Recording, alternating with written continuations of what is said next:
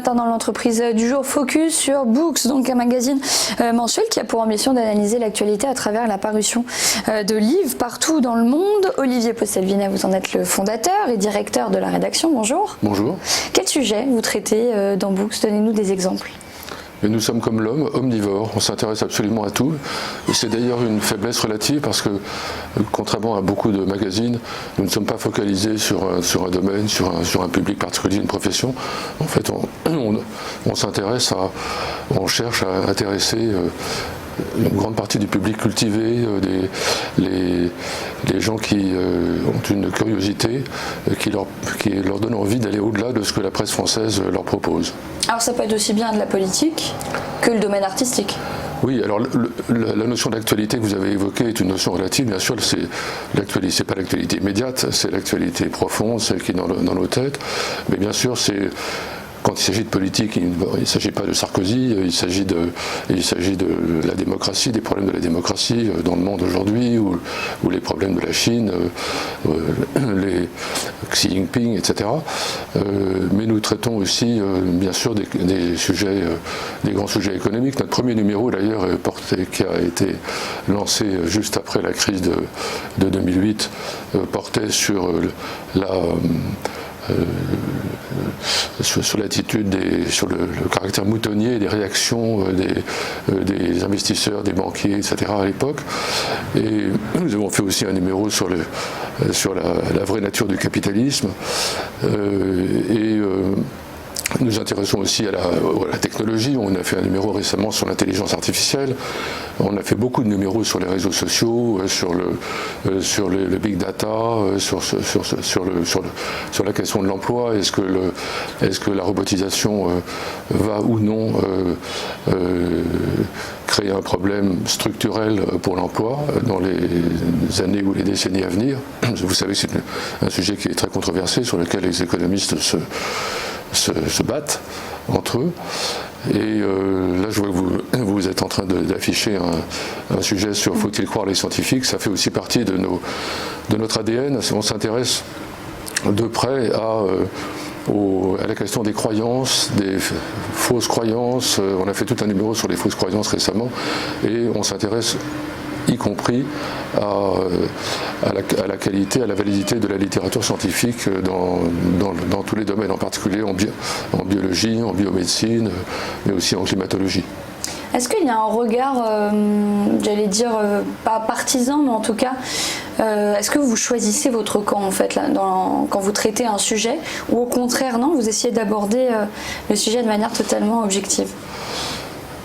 Je ne crois pas beaucoup à l'objectivité en matière de presse. En fait, le camp que nous choisissons, que nous cherchons à choisir, c'est le camp de l'intelligence. On n'est ni de droite ni de gauche. Une partie de l'équipe est à droite, une autre partie à gauche, une partie de mon comité éditorial est à droite, une autre partie à gauche. On cherche à aller au-delà de ce type de clivage pour s'intéresser aux idées nouvelles qui émergent dans le monde entier sur des sujets d'intérêt général. Votre mot d'ordre, c'est le bon usage de l'esprit critique. Alors c'est le mot d'ordre en particulier d'un numéro exceptionnel qu'on va publier à la fin de l'été, le bon usage de l'esprit critique, qui sera notre numéro 100. Là, ce sera notre 100e numéro. Nous existons depuis un peu plus de 10 ans maintenant, et nous venons d'ailleurs, et nous sommes encore en train de faire une campagne de crowdfunding sur ce thème, sur le thème du bon usage de l'esprit critique. Pourquoi? Parce que aujourd'hui, ce bon usage nous paraît, et pas seulement à nous, fortement malmené. Vous parlez de crowdfunding concernant votre plan financier. Est-ce que c'est difficile aujourd'hui d'exister au sein de la presse française?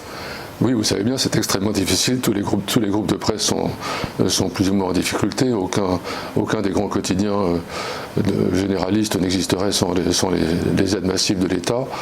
Les magazines hebdomadaires sont en baisse rapide. Et la plupart des mensuels aussi. Pas absolument tous. Et nous misons sur l'existence d'un public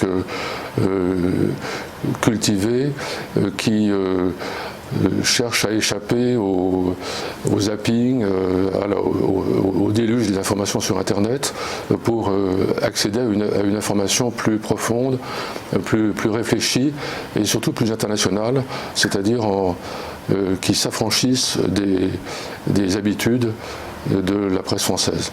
Et quel constat vous faites justement sur ces ventes de presse spécialisées et exigeantes? Quel constat vous faites sur les ventes actuelles? Est-ce que vous trouvez qu'il y a de plus en plus de public, ou au contraire que les gens se désintéressent de ce type de magazine? En fait, les deux tendances existent, et donc si on veut être pessimiste, on constate une tendance à la baisse de l'intérêt des jeunes pour la lecture et une forte propension du public, même cultivé, à préférer le numérique au papier, encore que nous ayons aussi bien sûr une version numérique. Mais l'autre tendance existe, elle est frappante, en particulier dans le monde anglo-saxon. C'est peut-être plus visible dans le monde anglo-saxon qu'en France. Des grands journaux, des grandes revues qui sont proches de nous, qui s'intéressent, qui partent du livre comme matière principale pour exposer des idées intelligentes, sont en hausse. Et nous espérons que cette tendance se manifestera bientôt en France. On peut d'ailleurs le voir d'une certaine façon aussi en France, parce que avec le succès en particulier ce qu'on appelle les MOOC, des trimestriels, comme par exemple Zadig qui vient d'être lancé, comme America, il y a un intérêt relativement nouveau ou renouvelé pour la lecture longue, la lecture posée, la lecture... et d'analyse plus que d'immédiateté. Tout à fait. Concernant les livres dont vous parliez, justement, parlons un peu des livres. Quels sont les auteurs et les thèmes en ce moment qui vous intéressent chez Books? Alors, comme je disais, nous sommes absolument omnivores, on s'intéresse vraiment à tout. Et